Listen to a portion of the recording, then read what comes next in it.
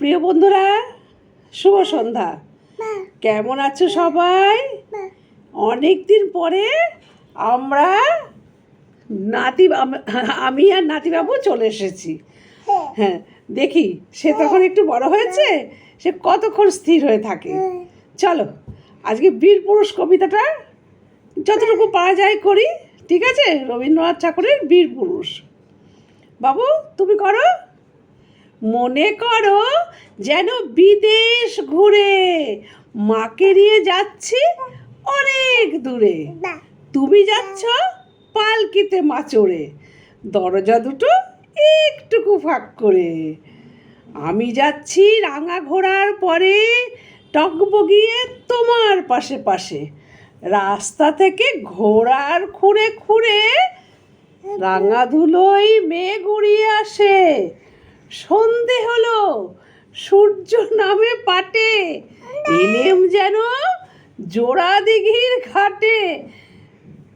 ধুধু করে যেদিক পানে চাই, কোনোখানেই জনমানব নাই। তুমি যেন আপন মনে তাই ভয় পেয়েছো, ভাবছো এলেম কোথা? আমি বলছি ভয় করো না মাগো, ওই দেখা যায় মরা নদীর সোতা। আমরা কোথায় যাচ্ছি কে তা জানে, অন্ধকারে দেখা যায় না ভালো। তুমি যেন বললে আমায় ডেকে, দিঘির ধারে ওই যে কিসের আলো। এমন সময় হা রে রে রে রে রে রে, ওই যে কারা আসতেছে ডাক ছেড়ে। তুমি ভয়ে পালকিতে এক কোণে ঠাকুর দেবতা স্মরণ করছো মনে। বেয়ারাগুলো পাশের কাটা বনে, আমি যেন বলছি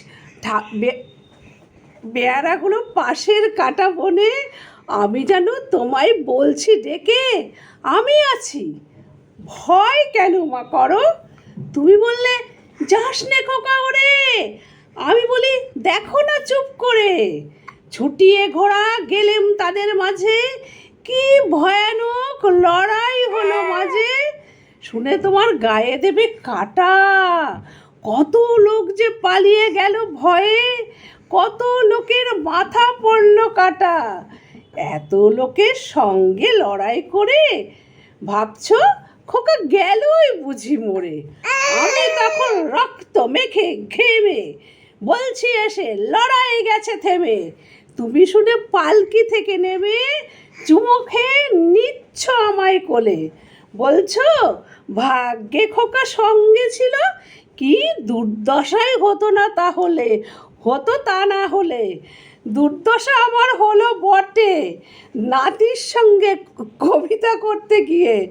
আচ্ছা ঠিক আছে, টাটা, বাই বাই, আবার দেখা হবে।